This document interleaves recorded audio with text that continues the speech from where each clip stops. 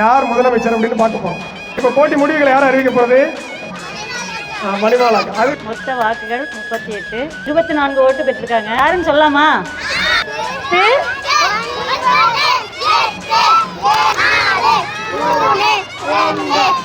நிஷோன் 24 வாக்குகள். 24 வாக்கு பெற்றிருக்காங்க.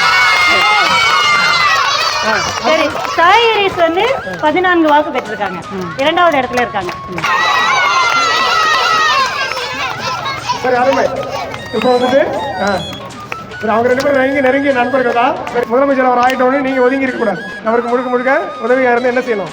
அடுத்த தடவை முதலமைச்சர் பதவியை நீங்க பெறதுக்கு முயற்சி பண்ணணும். சரியா? சரி, சிறப்பு, மகிழ்ச்சி.